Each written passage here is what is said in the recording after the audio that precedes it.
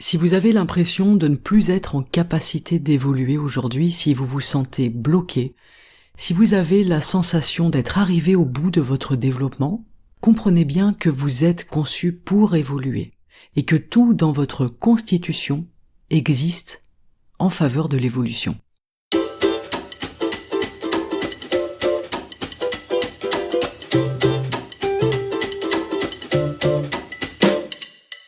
Bonjour et bienvenue sur le podcast Libres et Heureux. Chaque samedi, un épisode pour vous aider à nourrir, développer et transformer votre esprit. Si vous souhaitez reprendre votre vie en main, amorcer un changement ou adopter tout simplement une attitude positive et volontaire dans votre vie au quotidien, eh bien vous êtes exactement au bon endroit. Ce podcast, il est axé sur l'action, sur l'acceptation, grâce à des outils puissants de coaching ainsi qu'une approche taoïste de la vie. Je vous remercie d'être ici et je vous souhaite une excellente écoute.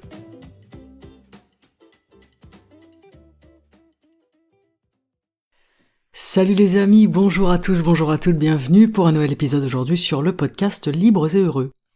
Aujourd'hui, je voulais vous parler de votre capacité magnifique à évoluer. L'évolution, elle est au cœur même de notre existence, de manière individuelle et collective, parce que, bien depuis les premiers hominidés jusqu'à l'homo sapiens moderne, l'être humain n'a jamais cessé d'évoluer, de s'adapter, de progresser. Donc dans ce podcast, on va explorer rapidement les différents aspects qui montrent qu'on est fait et conçu pour évoluer, et puis je vais vous parler bien évidemment de votre potentiel, quasiment illimité. Pourquoi je vous fais cet épisode aujourd'hui ? Parce que en reconnaissant chacun notre nature évolutive, eh bien on peut s'autoriser, on peut embrasser le changement et continuer à repousser les limites de notre potentiel humain, continuer à avancer, continuer à oser, continuer vraiment à progresser, à évoluer, à changer. Ok ? C'est important déjà d'avoir en tête l'idée d'une possibilité. Si je pense que je ne peux plus évoluer, il est fort probable que j'arrête d'évoluer.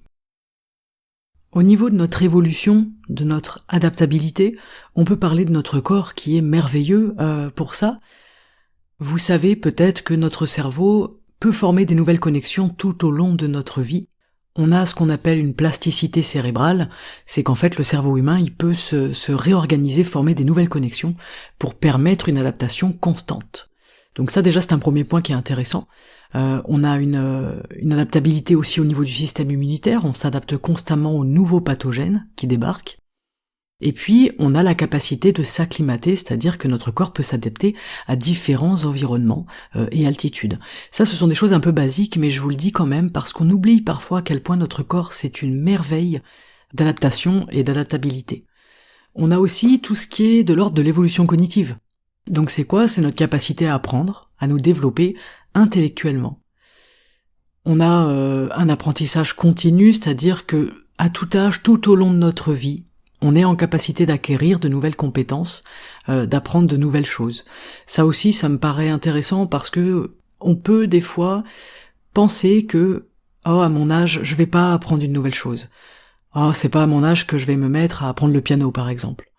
Je pense qu'au contraire, c'est une voie intéressante, c'est une piste intéressante. On a aussi, dans l'évolution cognitive, on a la créativité, évidemment, cette capacité incroyable à inventer, à innover, à créer, à résoudre des problèmes de manière créative. La créativité, ça fait partie de nos vies à tous, qu'on en ait conscience ou non, c'est pareil. Mais le matin, quand vous choisissez les vêtements que vous allez porter, vous êtes en train de créer une tenue entre guillemets, ok, je vais choisir de mettre cette veste avec ce t-shirt, ce pantalon, et ces chaussures, ça fait appel à notre créativité, ok ? Voilà, pour un petit exemple sympa, mais il y a d'autres choses, la façon dont je vais décorer mon logement, les draps que je vais choisir, pour ma chambre, c'est-à-dire les couleurs, les matières, etc. En fait, toutes ces choses-là, elles répondent, elles résonnent avec un aspect créatif à l'intérieur de nous. On a aussi quelque chose qui est intéressant dans le savoir et notamment dans la transmission du savoir, c'est que nous pouvons partager notre savoir, nous pouvons accumuler des connaissances et les partager, les transmettre sur plusieurs générations. Donc la transmission du savoir, c'est intéressant aussi dans notre évolution cognitive. Et puis on a évidemment un aspect aussi un petit peu plus large, ça va être l'évolution sociale, l'évolution culturelle. On voit bien que nos cultures et notre culture, et puis nos sociétés sont en constante évolution. Je vous rappelle qu'une évolution, c'est ni positif ni négatif. Une évolution, c'est un mouvement, on passe d'un état à un autre.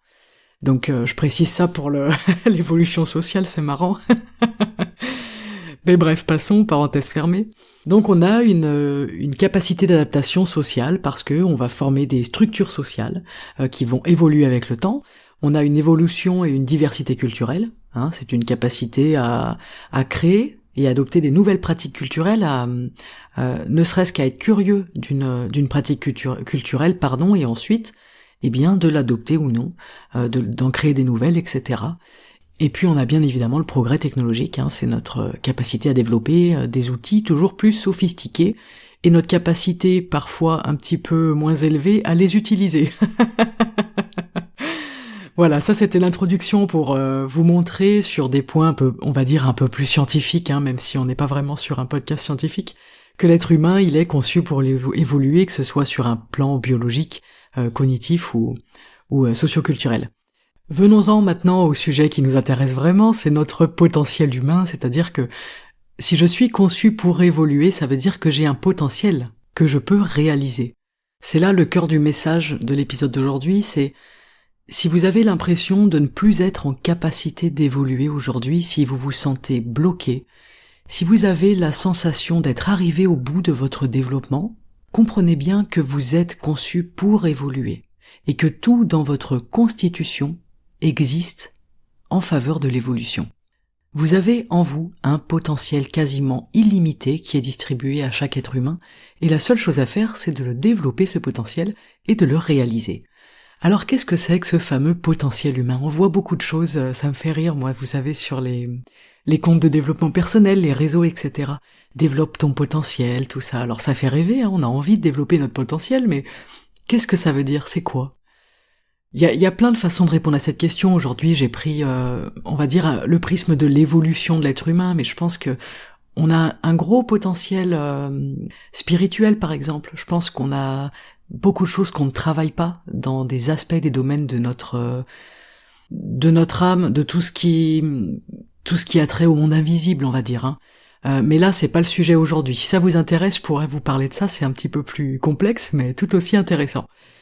En tout cas, l'être humain, possède un potentiel, pour plusieurs raisons, un potentiel qui peut être d'ailleurs assez remarquable. On a donc notre capacité d'apprentissage, comme on en a parlé avant, on a une aptitude à apprendre, à s'adapter, à évoluer, et ça c'est tout au long de notre vie. Et c'est ça que je trouve intéressant, c'est-à-dire que si vous souhaitez, aujourd'hui, peu importe l'âge que vous avez, apprendre quelque chose de nouveau, en fait c'est une bonne idée. C'est une bonne idée parce que ça va vous faire du bien, ça va vous aider, ça va développer votre curiosité, on l'avait vu dans l'épisode précédent, donc notre humilité... ça permet de faire des nouvelles, connexions aussi dans notre cerveau, donc ça permet l'évolution aussi de la plasticité cérébrale, la façon dont notre cerveau peut se réorganiser, former de nouvelles connexions, ce qui nous permet une adaptation en fait sur le long terme. Donc la capacité d'apprentissage, elle est vraiment intéressante. Je pense qu'il ne faut pas s'arrêter d'apprendre parce que on se trouve trop âgé, ou qu'on n'a pas le temps, ou qu'on est débordé, ou qu'on ne se sent pas en capacité de. C'est peut-être même pas une question d'âge. Peut-être que vous vous dites, en fait, j'ai jamais été bon ou bonne pour apprendre, j'ai jamais été doué dans l'apprentissage, donc c'est pas mon truc.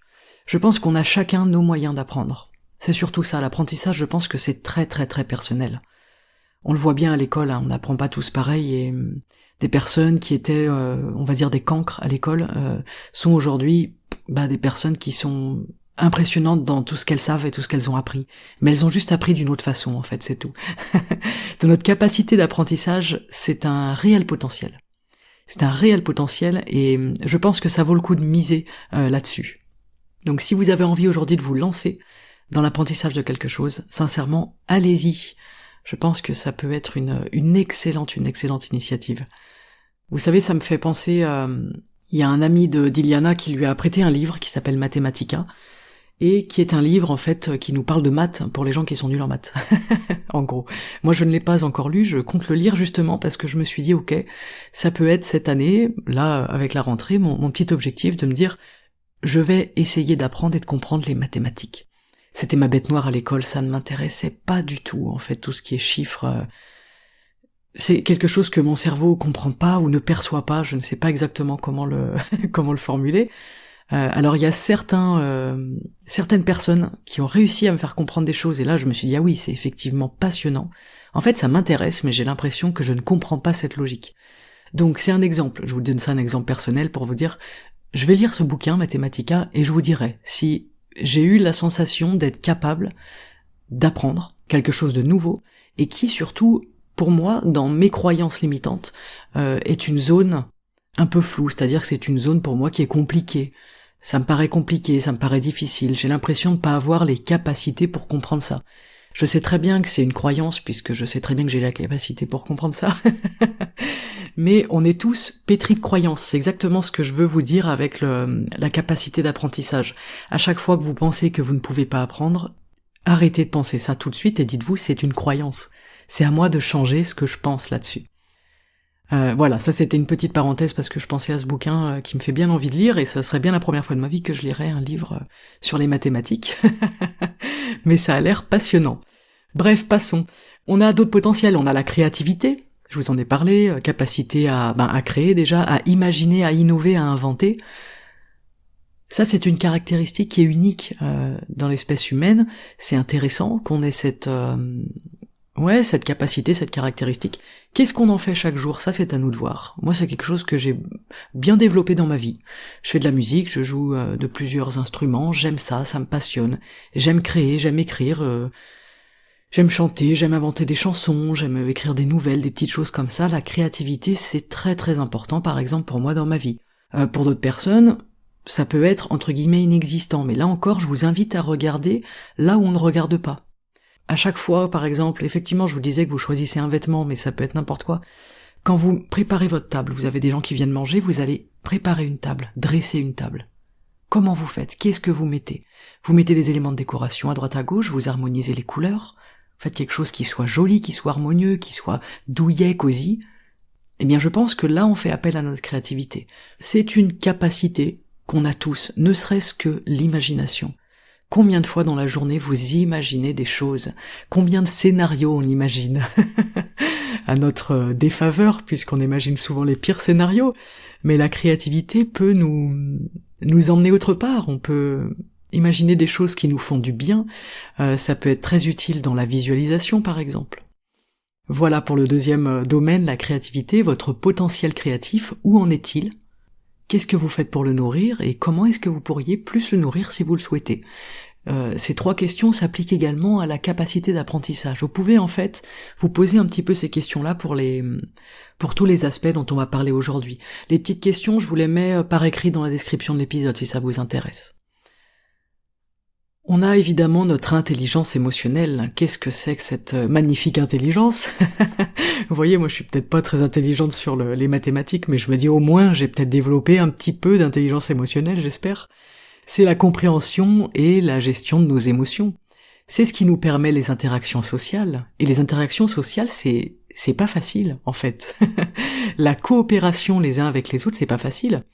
On est obligé d'avoir une intelligence émotionnelle pour vivre en groupe, pour s'entendre avec les autres, pour être en interaction avec les autres, etc. Je trouve que ça aussi c'est un gros potentiel, l'intelligence émotionnelle. C'est intéressant de travailler dessus, et pareil, posez-vous ces trois petites questions pour voir où est-ce que vous en êtes, comment est-ce que vous êtes situé par rapport à cette capacité-là. Est-ce que vous aimeriez peut-être travailler sur ce potentiel-là, en faire quelque chose de plus grand, quelque chose de plus construit peut-être pour vous dans votre vie, comment est-ce que ça peut vous servir, etc. Et puis la dernière capacité, vous êtes en train d'en faire preuve actuellement, là, quand vous écoutez le podcast, c'est notre capacité d'abstraction, c'est donc notre aptitude à penser de manière abstraite, et en fait à conceptualiser des idées.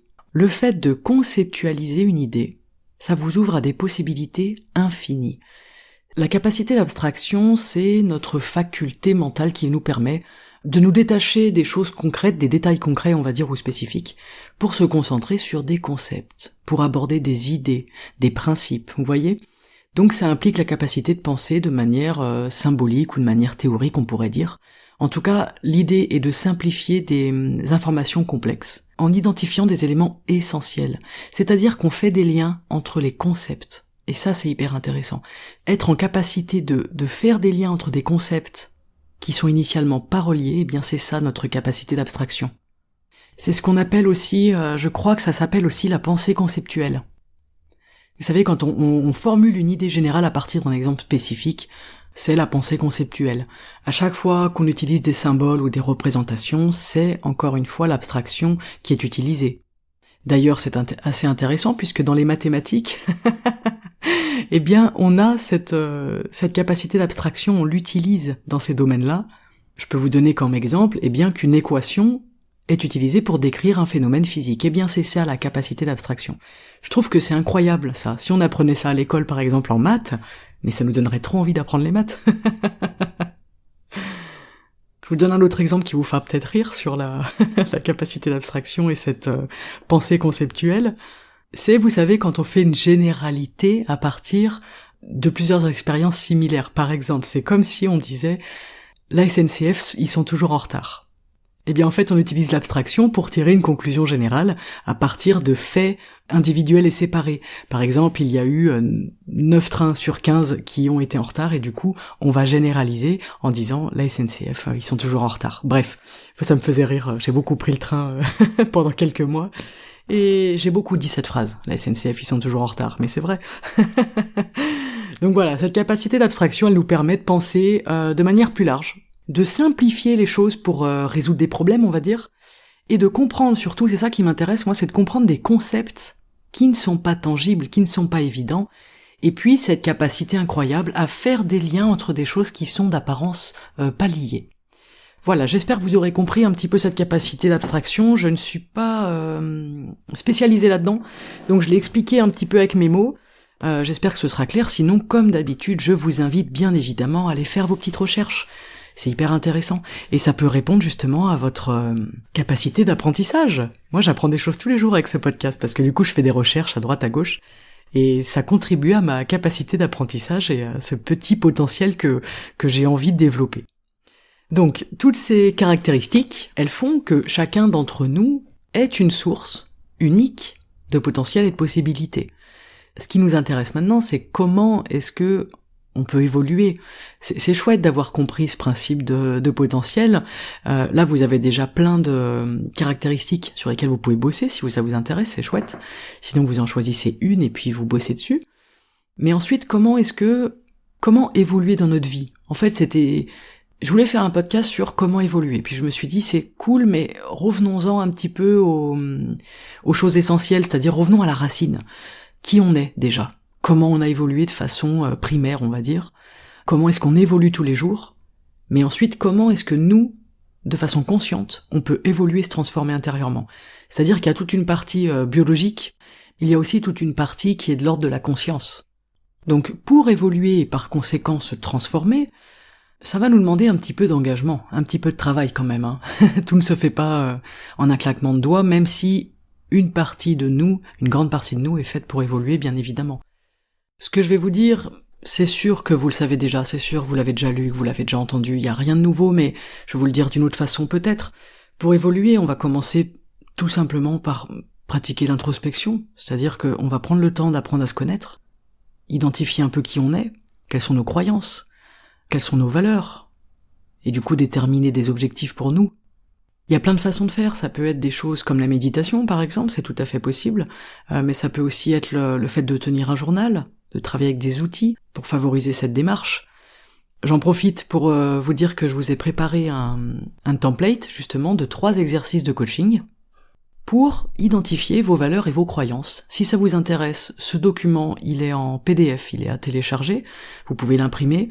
Il est sur mon site web, d'accord? Je vous mets le lien dans la description de l'épisode, vous le retrouverez, vous pouvez le télécharger, il fait 6 pages, et voilà, il y a 3 exercices dedans pour travailler un petit peu sur les valeurs, les croyances, voire un peu plus identifier, on va dire un petit peu plus, ce qui fait sens pour vous, ce qui est important à vos yeux, comment est-ce que vos valeurs et vos croyances impactent et influencent votre vie. C'est complètement gratuit, vous n'avez même pas besoin de rentrer un email, vous allez directement sur mon site web pour télécharger le document, mais j'y reviendrai plus tard.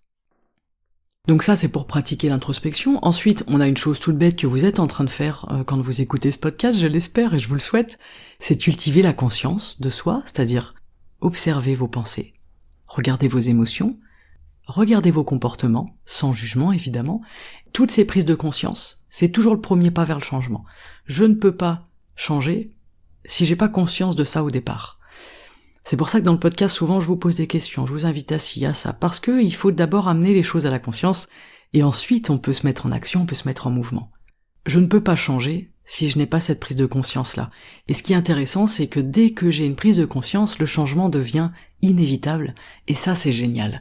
Donc le plus dur, c'est de nous faire prendre conscience. Je trouve que c'est le plus dur. Mais c'est pour ça que l'introspection est un bon moyen de nous amener là.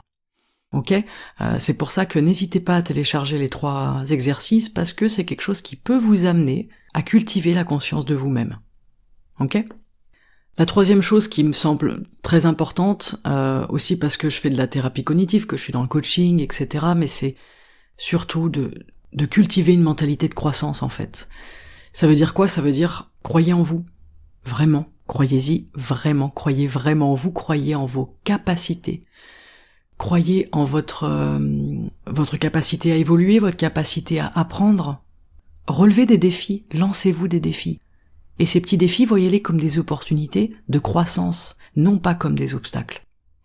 Chaque défi que vous avez dans la vie, essayez de transformer votre regard et d'adopter cette mentalité de croissance, c'est-à-dire, ok, en fait, la chose qui est devant moi, ce n'est pas un obstacle. C'est un défi, c'est comme si c'était un trampoline pour sauter par-dessus mon obstacle, vous voyez, comme si c'était un tremplin.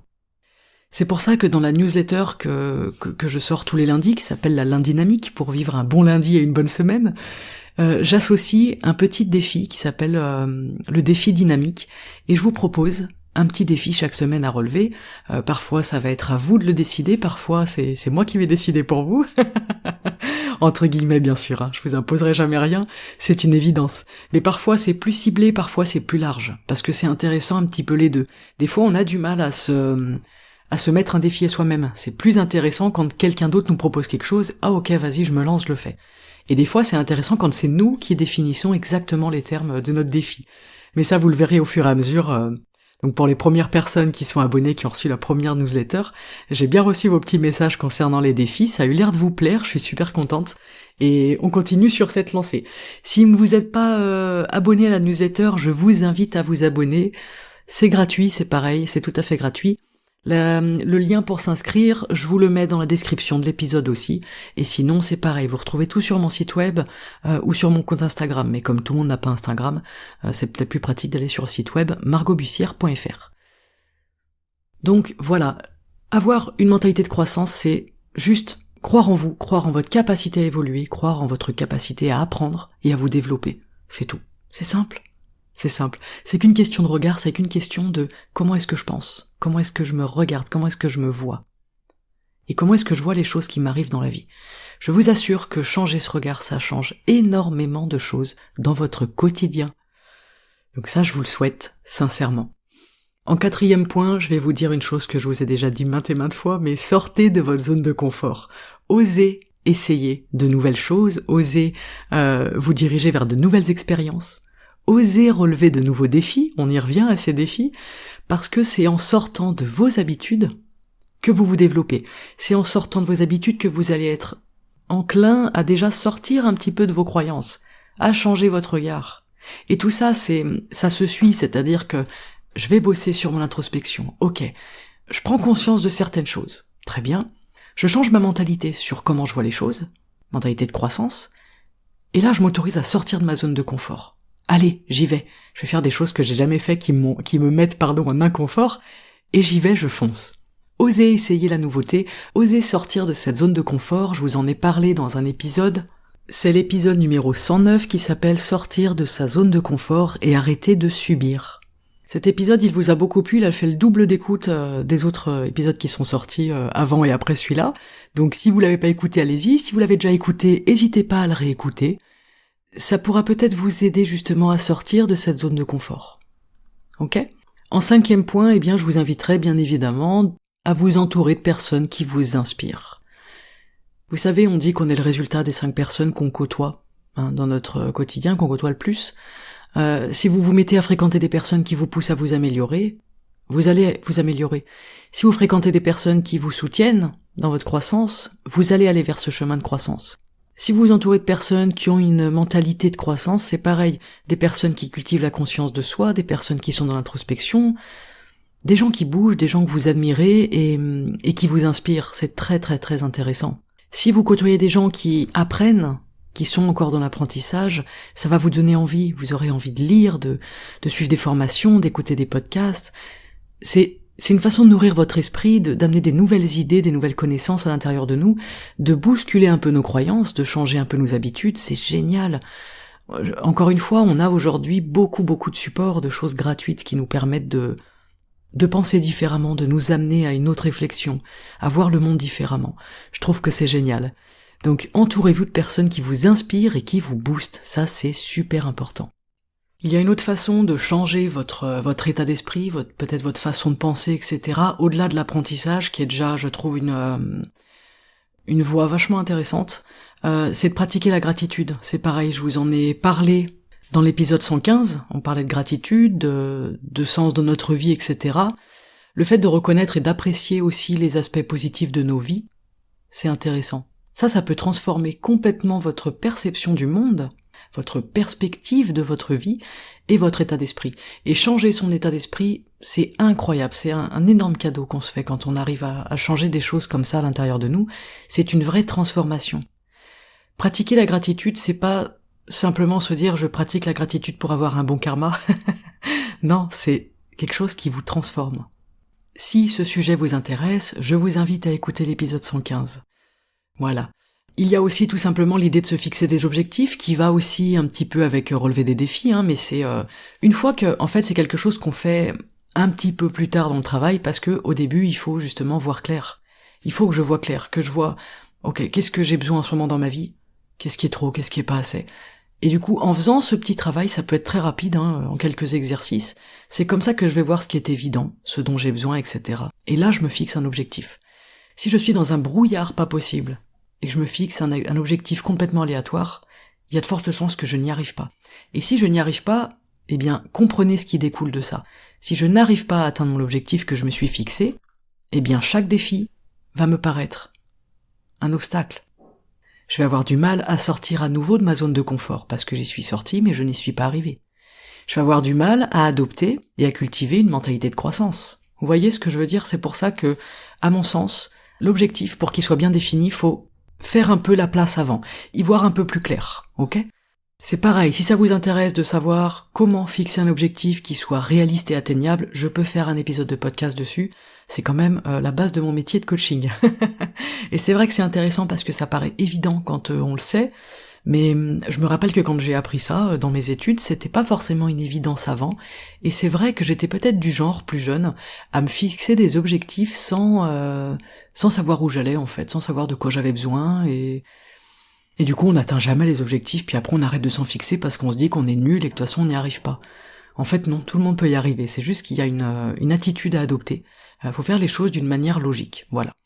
Si ça vous intéresse, je pourrais faire un podcast là-dessus, ou peut-être que je le mettrai peut-être dans la newsletter, une prochaine newsletter peut-être du lundi. Ça peut être un sujet d'article qui peut être intéressant.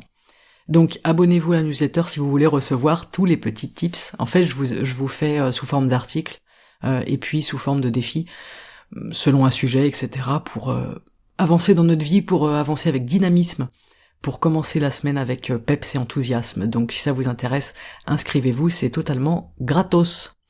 Dernier point, prenez soin de vous, soyez patient et soyez bienveillant envers vous-même. C'est important. Prenez soin de vous, ça peut être tout bête. C'est la bonne santé physique, la bonne santé mentale. C'est tout simplement essentiel pour évoluer. Si vous voulez évoluer, si vous voulez changer, il faut se sentir bien.